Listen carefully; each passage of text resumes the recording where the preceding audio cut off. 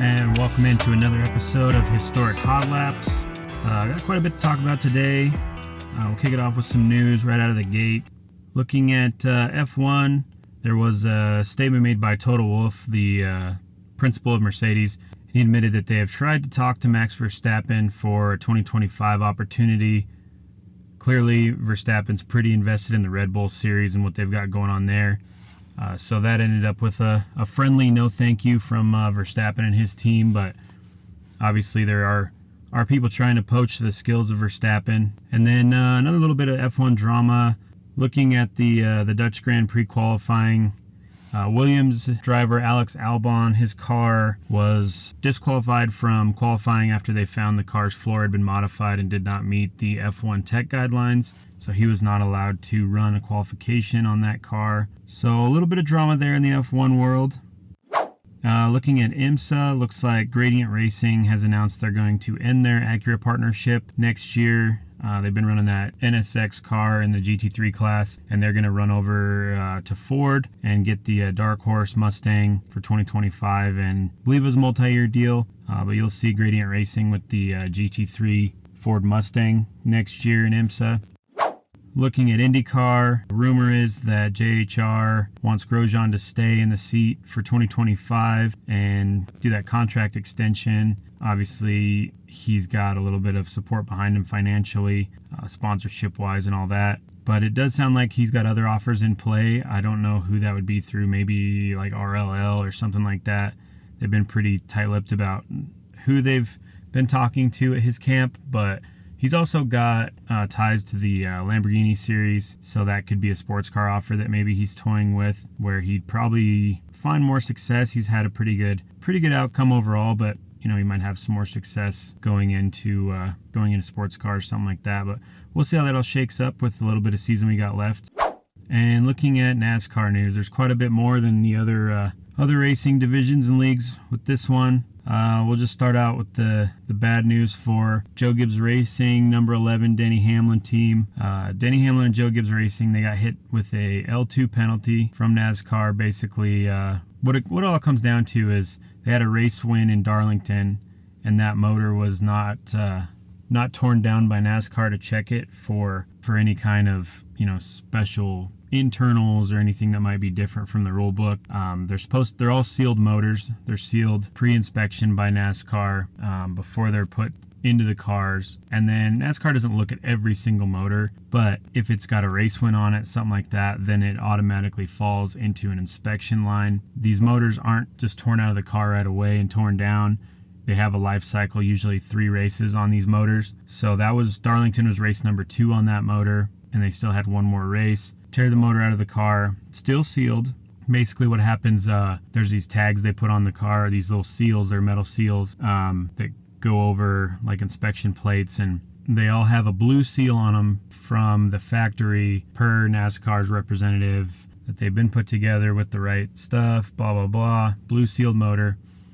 You get a race one on it, they throw a red seal on it, so it's like, hey, this tells everybody, hey, this motor needs to be gone through, looked at, it's got a race win. So what happens is the motor gets pulled out of the car, has the red seals on it, makes it all the way to TRD in California, where it's going to get a rebuild, shows up there with red seals on it. TRD cuts the red seals, which is not good. It's supposed to be NASCAR representative only. NASCAR inspection cuts the red seals. NASCAR does not cut the red seals. TRD does. TRD rebuilds the motor, ships it back to Joe Gibbs, and then somebody's going, hey, what did these red seals come from? And then they do an investigation internally. TRD calls NASCAR, says, hey, we screwed up. Here's what happened, blah, blah, blah.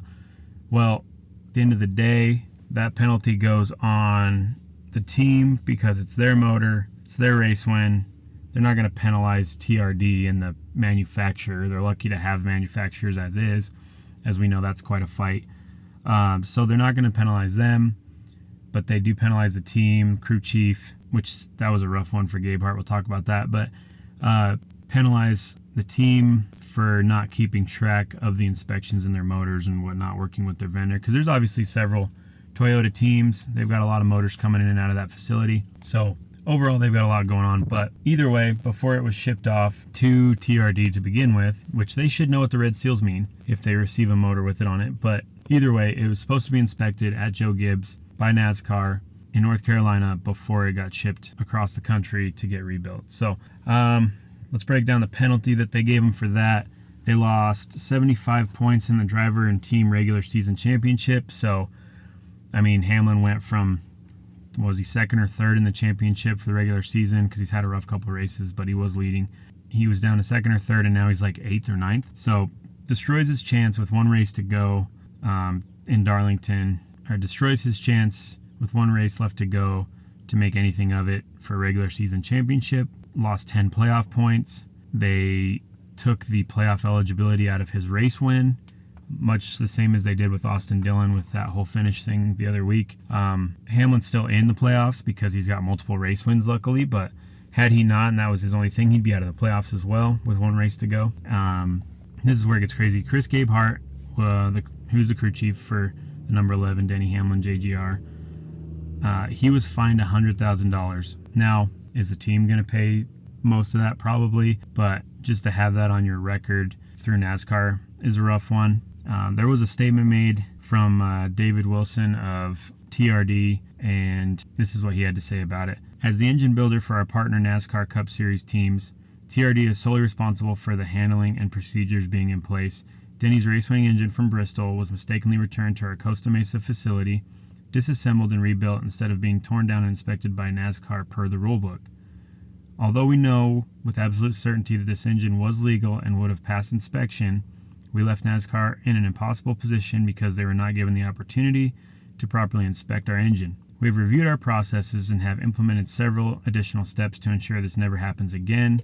TRD takes full responsibility for the grievous mistake, and we apologize to Denny, Chris, Coach Gibbs, the entire JGR organization, NASCAR, and our fans. So, good statement. Obviously, NASCAR's hands are tied on the penalty side of it. It is what it is. The only thing with that is you would think you would see more of like an anger reaction from the teams and stuff, but they work tightly with these manufacturers. The manufacturers do a lot for them.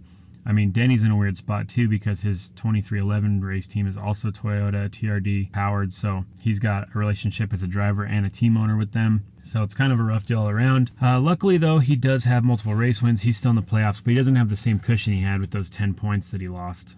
You know, now he's got to race well through the playoffs rather than he could have had a couple off days and still made the next round. So yeah, we'll just see how it all plays out for him on that. Other news, looking at Kaulig Racing announced Daniel Dye will join the Xfinity Series team in 2025. He'll drive that number 10 car full time.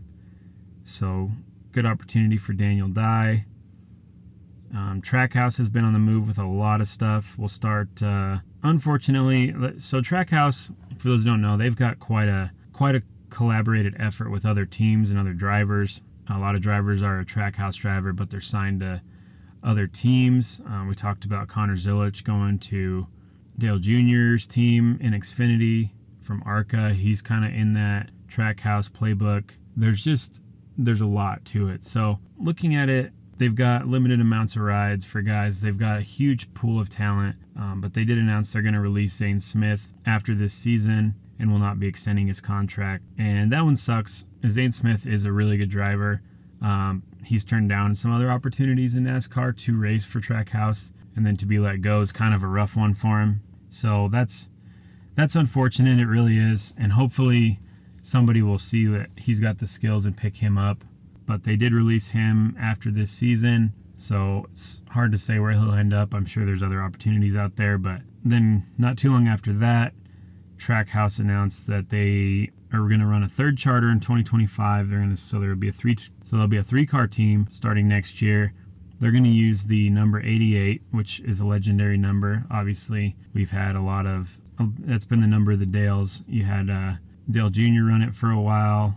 You had Dale Jarrett run it. I mean, it's the number of the Dales. So they're going to run number 88, and without surprise, SVG, Shane Van Gisbergen, will run that car full time. So he's obviously multiple race winner this season in Xfinity. He's a Australian Supercars multi-time champion. His road course package is next to nothing. He's amazing in these cars on those road and street courses. So by Trackhouse throwing him in, they're almost guaranteed a playoff spot there alone. So Yeah, so that's the news from that. Trackhouse has a lot going on, a lot of moving pieces. There was rumors of guys trying to sell out of Trackhouse a couple weeks ago, and here we are announcing a third charter. So just shows what kind of crazy stuff the rumors and everything else go through. But yeah, exciting news for them. And it'll be cool to see SVG in Cup full time. He's obviously filled in a couple Cup races already this year. But the only other NASCAR news we had, looking at it, we had the Truck Series in Milwaukee this last weekend. And it was announced that the Truck Series will not be in Milwaukee next year. It is not part of their schedule. So that one's kind of a bummer. That's a pretty cool track for the Truck Series. Mile oval, kind of flat track. They run the apron pretty low. It's kind of cool, but it is what it is. It's part of business, I guess. They couldn't justify being there in 2025. So I guess we'll see if we see a return and what comes of all that. All right, let's move on to some race recaps. You had high limit sprints at Silver Dollar Speedway. You had the Gold Cup on Saturday night. Corey Day running strong through the whole feature, and he takes home that $100,000 prize. So congrats to Corey on that one. That high limit series is just growing so fast, and it's so crazy to see how well it's doing.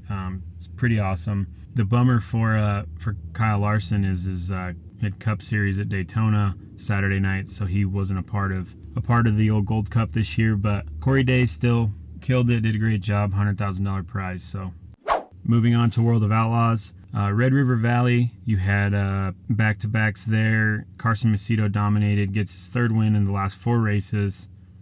He's closing that points battle for the championship. He's on a hot streak. I mean, third win in 4 races is crazy. He got $12K in prizes on that win, and yeah, I mean his overall points championship, he's gonna be one to watch out for. He's catching up real quick to Donnie Schatz and those guys. So yeah, I feel like maybe I'd have to watch the replay back, but I feel like maybe he kind of caught me there. I had a moment where a couple lap cars almost got into each other, and one was real sideways. I thought he was gonna get into the side of him, and just had to take some evasive action. It just killed my momentum and run, pretty big. And I knew that probably someone was getting closer when that happened. I felt like my car was incredibly good. I ran the top early in the race in 1 and 2 and felt like that was pretty good, and then had to go to the bottom to go by a lap car and was just amazed at how much grip there was down there, and then just kind of stayed down there and never left it. My car would rotate around there real nice. I could use a little brake to get around the tires, but just felt extremely good. Philip Dietz just knocked it out of the park again. He's done an incredible job this weekend.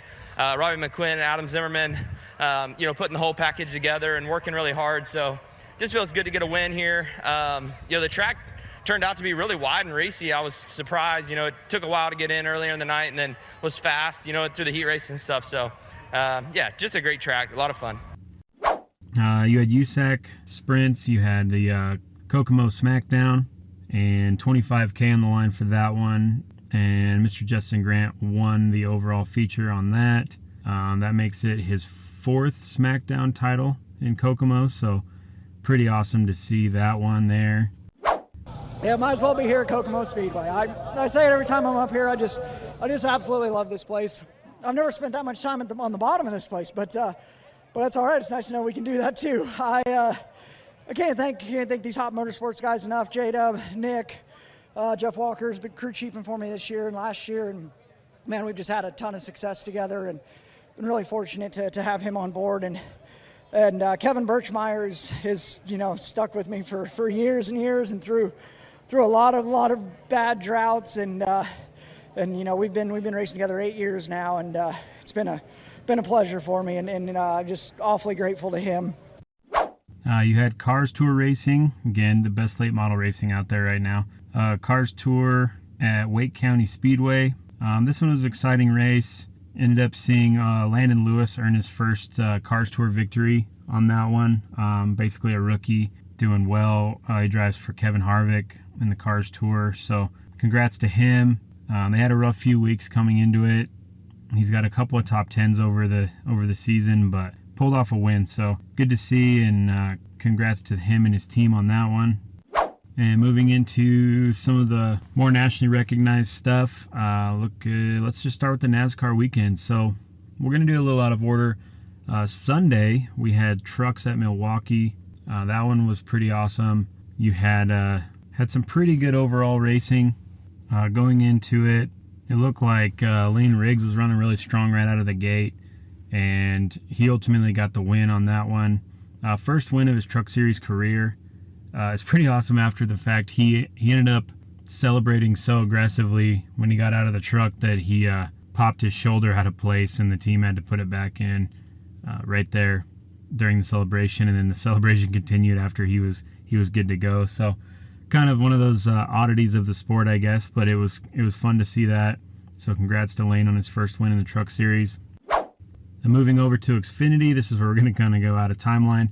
Friday night, these were Daytona night races. You had Xfinity on Friday night. Right out of the gate, lap 1, pretty decent wreck, taking out a lot of the middle of the pack there. And after things calmed down, everybody kind of got their energy out of them on that first lap crash. Stage 1 win went to Justin Allgaier. Going into Stage 2, throughout Stage 2, there was a lot of pressure between Ryan Truex and Riley Herbst. 1 lap to go in the stage. Sam Meyer loses it, spins, saves it, but they do throw out the caution as he goes down towards the infield. Last lap of the stage, so the white for the Stage 2 is already there, and Allgaier gets another stage win. So back-to-back stage wins for Allgaier there. Stage 3, there's like 5 laps to go. They had another big crash, took out 6 or 7 cars. The momentum was really heating up there, and there's a lot of hard hits in that crash. Ended up bringing out the red flag to clean up the track, and they get going again. Pretty okay restart. Guys pushing real hard towards the end. Another last lap wreck after the white, and checker under yellow goes to Ryan Truex, who kept his nose clean and kept him in the hunt there at the end. And he's raced 8 times this year and won 2 of them. So he's got a 25% win average, which is amazing. So I really hope that some of the other teams can kind of see that. And as his brother Martin's kind of retiring after this year, maybe Ryan can kind of fill those seats and keep the Truex name in the Cup Series next year. So more than just a part-time Xfinity ride. So be kind of cool to see. That wraps up the Xfinity at Daytona. Truex getting the win there. So going into Cup Series Daytona Saturday night, this one was crazy exciting. I guess to start out, we saw this on the Xfinity race and then a couple times during the Cup race, but NASCAR's been reevaluating the whole grass on the infield thing, especially on certain areas that are prone to having cars go through them. And they're changing out the grass for asphalt. And I got to tell you, it's saved a lot of damage in a lot of cars over the course of the Xfinity race and also over the course of the Cup Series race. So good investment in NASCAR for driver safety. It's good to see. Your cars will be sliding down, and when they normally hit the grass, that's when they get that soft underneath them and start to tumble, flip over, whatever the case may be. And now they just keep sliding, and usually have it under control before they get to that inside wall still. So really good to see from NASCAR getting that done and investing in the safety of their drivers. Another cool thing starting out this race in Daytona, Michael McDowell got the pole position, which was huge for that team, FRM, Front Row Motorsports, and they locked out the first row altogether with their team. So pretty awesome. Been kind of struggling lately, but they've got it done on this one, at least in the qualifying. And really, McDowell ran a strong race until he couldn't anymore. So overall, that team's showing some good stuff going into the playoffs. I don't believe either of their drivers are qualified, but they could still get regular race wins regardless, right? And still kind of amp up their next season. So let's talk about Stage 1. Stage 1 honestly went off pretty cleanly, and Josh Berry gets a stage win. I believe it's his first Cup stage win. So that was exciting to see. Josh Berry was running strong too, the whole race really until he couldn't anymore. But so congrats to Josh on his first stage win there. Another crazy thing, during the pit cycle at the end of Stage 1, Trackhouse Racing had a little incident. Daniel Suarez, number 99 car, he ends up getting into a situation where there was they kind of backed up. They showed the replays of it a few times. It's kind of weird, but so he's got Hamlin pitting behind him, and Hamlin gets released, goes forward just a little bit. Suarez can't leave yet either. There's traffic. It's a busy pit road, and there was some fuel spill. We ended up getting right in line of the exhaust on Hamlin's car as he pulled out, and it kind of ignited the rear end of Suarez's car. They end up getting him. He runs around real quick, ends up getting back in the pit box. By then, the whole rear end of this car is engulfed in flames. And I think he thought they were going to put it out and he was going to keep going because he was not quick to get out of the car. But they get Suarez out. His car's done for the day. It's so much damage in the fire. Melted a whole bunch of stuff in the back end of that car. I mean, it was charred. 30 laps in, their day's over. Then, of course, coming towards the middle end of stage 1, you get a huge wreck. Big one, as they call them sometimes. Huge wreck. There's 18 cars involved mid-pack. Just destroyed a lot of equipment. But, that's part of it with Daytona and pack racing. It doesn't take much for that energy to get off, and the air gets thrown on somebody, or there's an undercorrection, overcorrection, whatever it may be. And, takes out a whole bunch of cars, a lot of damage. So going into the end of stage 2, we see Joey Logano kept his nose pretty clean on those laps with all this other damage going on behind him, and he gets a stage 2 win. The more points for him that he's already secured, but more points for him is always a good cushion. And going into stage 3, pretty decent racing until the very end. It got a little wild. 9 laps to go. Austin Cindric turned into McDowell. It looked more like an air type thing, like he was overcorrecting for the air getting taken off of his car, but he turns into McDowell, who was leading at the time, which was rough. Again, Front Row Motorsports running so strong. Caused another big crash. McDowell goes up in the air, somehow doesn't start to flip or roll, just goes back up into the air, doesn't hit the catch fence, any of that. Just gets airborne and then back on the ground. So whatever that might say for that new little shark fin piece they added onto these cars for this race. Maybe it worked, maybe it didn't. But either way, he got lucky on that one. He was obviously done after that because of the wreck, but he didn't have to go end over end, which was nice. So then, after that, get that one cleaned up, get rolling again, get back in formation. Green flag comes out. You've got a couple laps to go.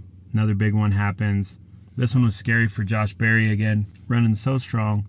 He's running strong up front. Easily a top 5 day for him. Could have even been a podium. But he gets caught up in this crash. Flips him onto his roof, where he's sliding through the infield, hits the wall, and then starts doing this like death spin on his lid. Has to, the safety crew goes out. It breaks all the communication tools off, right? Like the antennas and everything. So he can't talk to his team, let him know he's all right. They end up getting over there. He's fine. Flip the car over, get him out. His post-race interview, he talked about it. He goes, it honestly probably looked worse than it was, which is awesome for the rollover safety of these cars. We've heard Hamlin talk about it multiple times. He says he'd rather flip one of these cars over than hit the wall sideways because it hurts so much worse to hit the wall in these cars than it does to roll them. Pretty crazy, but that leaves us with a green-white checker shootout, and this is where it gets crazy. You've got Kyle Busch up front. You got Harrison Burton up front. Parker Retzlaff's up front. You got a few guys that aren't usually, Busch's side. Busch has had a rough year, but normally you'd see him up front. But Busch's side, a bunch of 2/3 of the way back in the field type drivers and cars. And that's nothing in their own. It's just their programs. But there's a big push coming off with a lap to go. A lot of momentum in those lines. A big push for Harrison Burton from Parker Retzlaff, and he gets the win. Harrison Burton's first winning Cup at Daytona. The best part is Jeff, his dad, works for NBC Sports, is commentating the race from the booth. It was very much back in the day when Dale Jarrett got his Daytona win, and Ned Jarrett was calling from the booth, very, very similar. This kid, he doesn't even have a ride next year. He's been let go from this team. Then he gets them their first win in a long time. His first win of the Cup Series. He drives for the Wood Brothers, that number 21 car. And the Wood Brothers, this makes it their 100th win. So all around, super awesome stats. Super cool to see. The emotions that were running high with the Burton family watching that live play out was super cool. And yeah, it's just amazing to see that.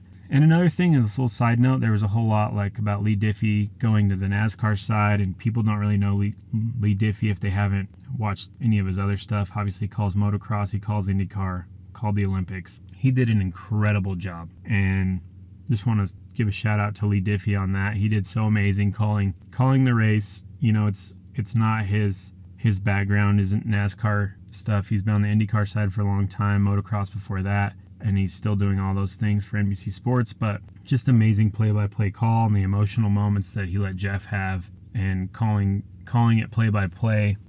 Super awesome. So if you haven't watched that, you need to at least watch the highlight reel from NBC with their commentary on it, and make your own opinions. But I thought it was amazing.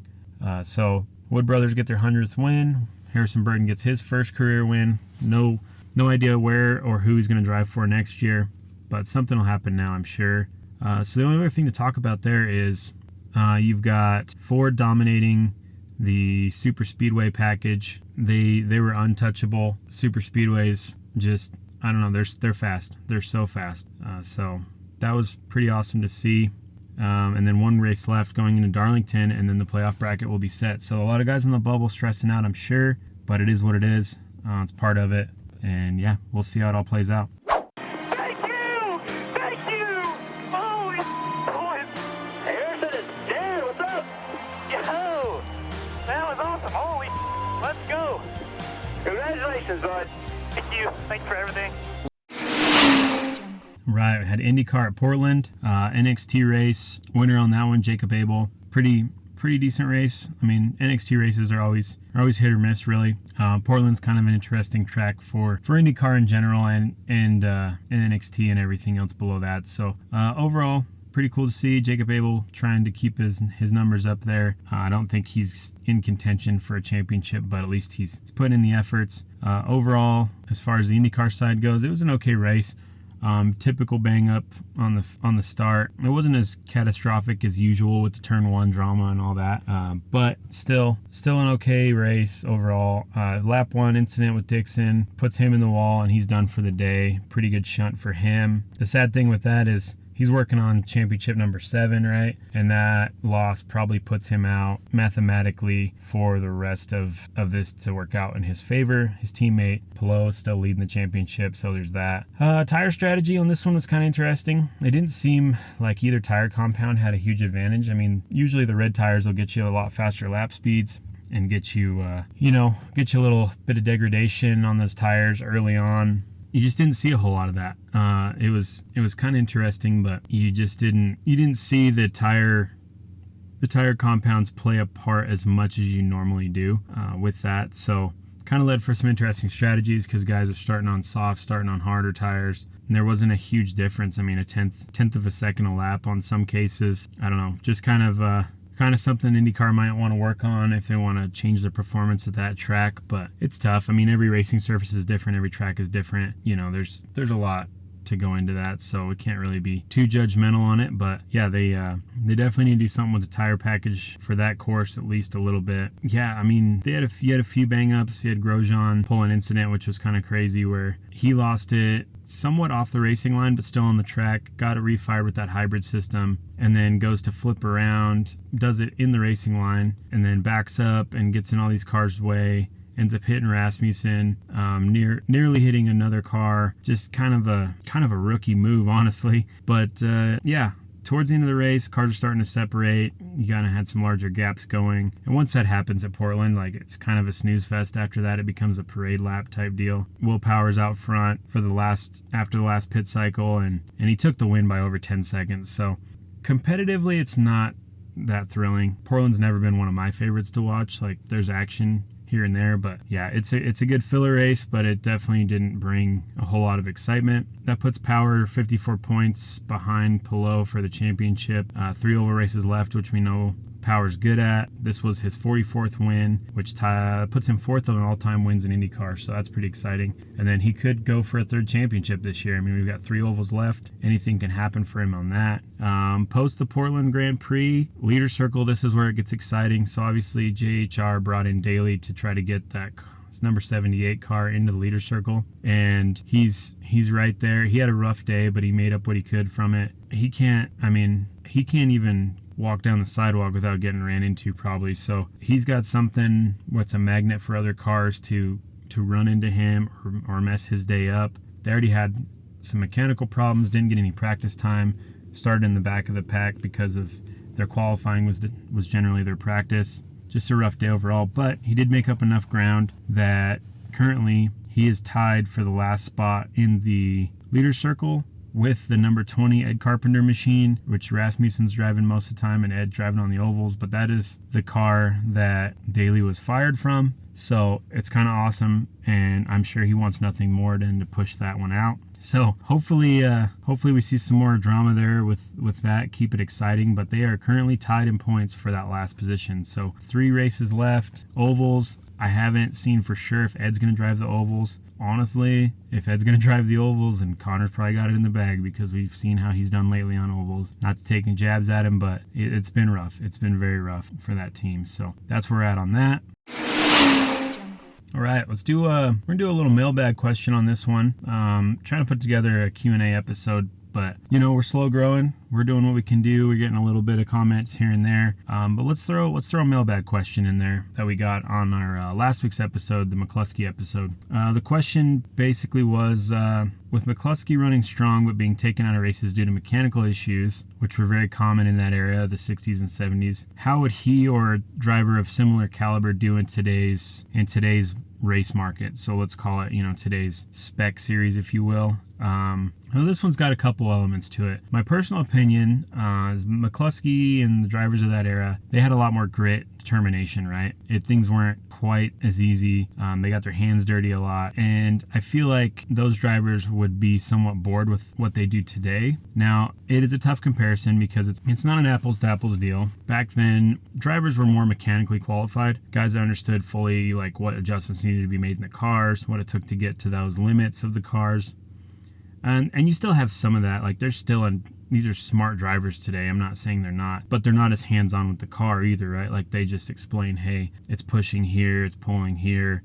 Comparably, today's drivers definitely have driving skill, but less mechanical aspect from it. And with everything that's data-driven now, reported back to engineers, recorded on the computers, looked at on maps to make the tiniest of adjustments. I don't know. I think drivers that were wrenching on cars back then would just be bored with today's setup. You're not going to have the AJ Foyts that jump out in the pits and start hammering on their own cars and then jump back in and go racing. It's also a different level of competition now too, where a tenth of a second is way different now than it was back then. You were talking full seconds back then. Now you're talking fractions of a second, and everybody's on such an equal playing field that it's more driving skill. So I do think that the understanding of the driving portion of it and the track geometries and the scientific side of it for the drivers nowadays is quite a bit different. I think there's probably more actual driving skill these days and just less mechanical understanding.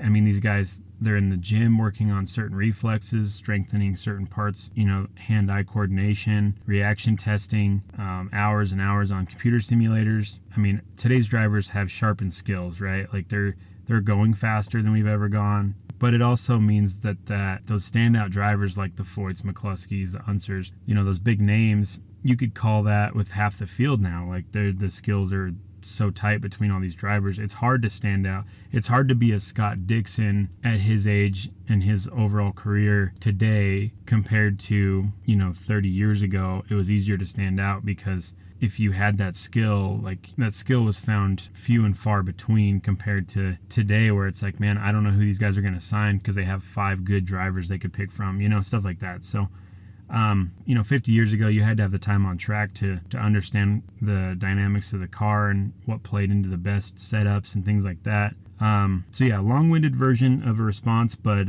overall drivers today are more skilled and less diverse, but they are definitely more skilled. So I think that the drivers of before, they would probably do well more like the Foyt path and be team owners, crew chiefs, stuff like that. So little difference, but there's definitely a difference in the scenarios for these drivers these days. Moody has just flipped, but he lands upright. There goes his lead. If he can pull out of this, it'll be something. Well, how about that? And just a moment ago, it was a brand new car.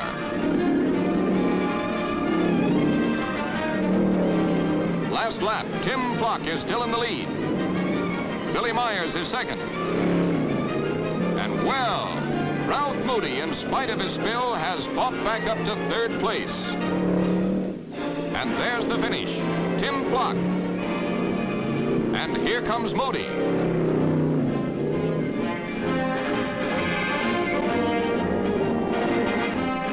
Moody, the man who came back. A winner. This week we're going to talk about Holman and Moody. Holman and Moody, they manufacture race cars, marine engines. They used to be a race team. They operate out of Charlotte, North Carolina. However, today they no longer run the race team, but they are still involved in the manufacturing of a lot of the modern sports cars underneath Ford. They also do a lot of reconstruction, vintage vehicles, and try to museum pieces, things like that with the vintage parts program. Their race team basically built all the Ford racing vehicles in the 50s, 60s, and 70s. They competed in NASCAR, drag racing, ocean boat racing, endurance rallies, sports car racing, you name it. So they had their hands in a lot of different things. Holman and Moody won NASCAR championships in 1968, 1969 with David Pearson behind the wheel. They also were the ones behind the Daytona 500 win from Mario Andretti as the driver in 1967. They recognized an opportunity to make a trademark, and it was competition proven. So that was kind of their slogan, was that the competition is proven. Trademark statement with all those cars. Looking at the early days and how they were formed, in 1952, John Holman was hired by Clay Smith and Bill Strope to drive their parts truck for each leg of a 1952 road race in Mexico. To stay ahead of the racing team, have the parts ready to go. Ultimately, they ended up winning the race. Holman did a good job, kind of proved his skills as a mechanic and a parts guy, and he ended up following them back to Long Beach, California, and working in their shop for him there.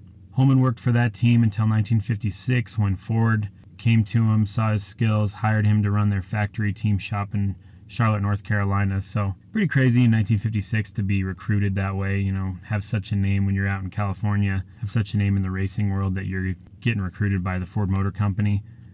This brings him to his relationship with Ralph Moody. Ralph Moody won 4 NASCAR races in 1956. He raced the first third of the 1957 season, and that was around the time there was some drama with some stuff, and Ford and other manufacturers pulled out of racing for a little bit. This left him with an opportunity with Ford, being a successful driver for them, to join up with Holman. They formed a partnership after the AMA, the American Manufacturers Association, banned Ford's factory from participating in stock car racing in June of 1957. This is a little different than like you had Ford fully like a Ford race team versus Ford being the engine maker like it is today. So a little different setup back then. Ford's obviously still a power plant in NASCAR and all that, but little different. So moving forward, they were both unemployed. They decided to get the resources together, and they formed Holman and Moody. Moody took out a loan against an airplane that he owned, and Holman had saved up around $12,000 and bought a shop and the equipment that they had been using at Ford's Charlotte-based racing operation. Holman and Moody was one of the first to sell a purpose-built stock car chassis, so they knew what they were doing, obviously, with their history and the racing and everything else, and they said, you know what, Ford can't build chassis, but we can, because obviously NASCAR was still going. There was other guys still trying to supply their race demands, and then the Holman Moody Fords won their first 2 races in 1957, so obviously a good chassis, a good car, and that kind of just pushed them to the next level. Holman and Moody entered 2 cars in the final 2 races at the Daytona Beach Road Course in 1958. You had Curtis Turner and Joe Weatherly driving these cars. They finished first and third in one race and second and fourth in the second. And then they knew they were on to something there with they had a couple wins, a couple podiums, and they started building cars for other teams as the seasons went on. Ford kind of began supporting the racing again from a behind-the-scenes level. They were able to supply Holman and Moody with bare bodies and parts from the Thunderbird production leftovers in 1959.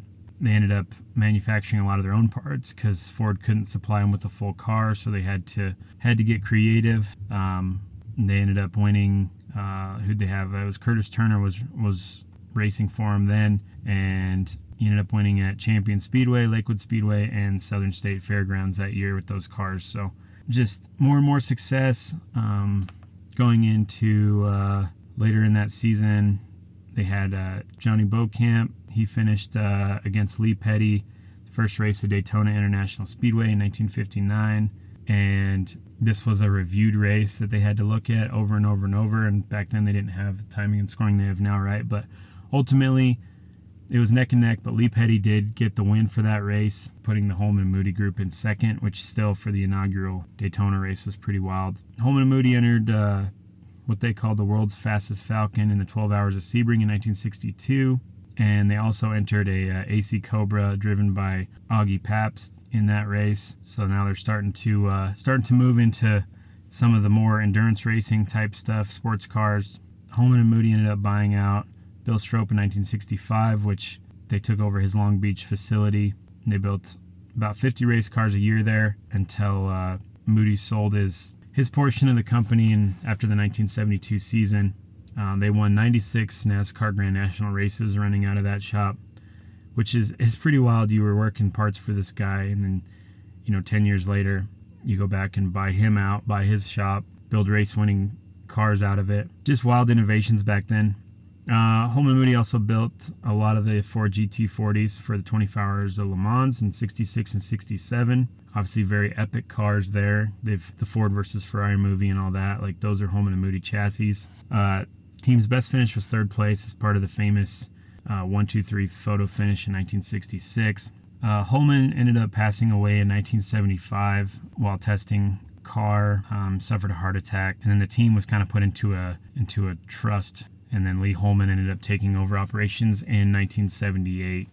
For a lot of years, Holman and Moody operated in the former North Carolina Air National Guard hangar near Charlotte Douglas International Airport.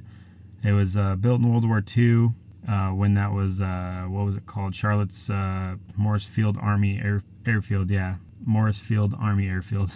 That's a tongue twister for sure. In 1964, Ford Motor Company paid Larry Jenkins to move from the air base to an off-runway plot of land on the other side of the airport, and this is where Holman and Moody started to use the hangar. Holman Automotive continued building race cars, engines, number 21 Wood Brothers car, which is the same legacy that just won Daytona last weekend, and building and grinding cams for several NASCAR teams. So they slowly started to work their way out of the racing world, but they did what they could for a while to support it, obviously with it changing hands and all that. Today they still build and restore collector race cars and engines. Most of the employees at Holman and Moody are the older generation that have been there since the late 60s, early 70s. 1990, Holman and Moody, in partnership with Holman Automotive, began manufacturing the GT40 MK2s. They were the original ones to make them in the 60s, and they were all Holman and Moody serial tags that were raced. So I ended up making more productions on those, built by Ford blueprints and up to vintage specs. So they're the exact same specifications as they were built in the 60s, just a more modern era version, and those things carry a heavy price tag. That's for sure, all hand built and everything. That's kind of the rundown there. Let's look at some highlights, fun facts. The Holman and Moody built Fords won 48 of 55 NASCAR Grand National Series races in 1965, and that record has never been broken and probably never will. That's such a crazy stat, to win 48 of 55 races using your chassis and your cars. Mario Andretti, who we talked about, 67 Daytona 500 winner in a Holman and Moody car. David Pearson won the NASCAR championship in 1968 and 1969, also driving Holman Moody car. Dan Gurney won 5 races at Riverside International Raceway in a Holman Moody car. David Pearson drove the Wood Brothers Ford to victory in 76 at the Daytona 500, again a Holman and Moody car. Fred Lorenzen was one of the highest paid athletes in the world when he was driving for Holman and Moody in 1963, or he ended up making $122,000 that year as a driver. Still ask me, how come you knew how to do that then? Because I was racing in 1936. I always built my own sprint cars or midgets or stock cars. And from that time to 1966 was a long time, and I built all my own stuff. And and I won a lot of stuff with them. And I hadn't learned all that stuff before that. Some of the more notable drivers that have driven Holman and Moody or for Holman and Moody race team, I just sectioned out some of the bigger names. I mean, the list is much, much longer, but you've got Bobby Allison, Donnie Allison, Mario Andretti, Jim Clark, Mark Donahue, AJ Foyt, Dan Gurney, Ned Jarrett, Bobby Johns, Junior Johnson, Parnelli Jones, Bo Lungfelt, Ken Miles, Augie Pabst, David Pearson, Fireball Roberts, Al Unser, Bobby Unser, Joe Weatherly, Kelly Arborall, and Wendell Scott. I mean, legends. So many legends. And there's so many more we could list off, but wanted to keep it somewhat light. And then, what was it, 2005, the Motorsports Hall of Fame of America inducted Holman and Moody, lifetime honors there. So that's kind of the history of the Holman and Moody organization. They've been a huge, huge part of the sports, especially in the NASCAR stock car side of things, sports car racing. I mean, they've done it all. They've been a huge, huge part of it.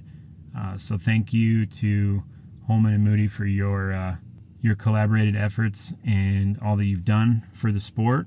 And that wraps up the episode this week. If, as always, like, subscribe, share with your friends. If you have anything, any topics you want to hit up the mailbag for us, historichotlaps@gmail.com. You can catch us anywhere that you can find your podcast. We're also on YouTube. We're working on getting that going, doing what we can do to keep this thing growing, keep the momentum up. So till next time, stay safe, and thanks for tuning in.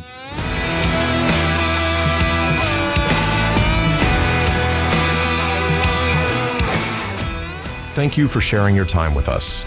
If you enjoyed today's episode, make sure to subscribe and leave us a review wherever you listen to your podcasts. Don't forget to follow us at Historic Hot Laps on X and all your other social platforms for the latest updates and sneak peeks into upcoming episodes.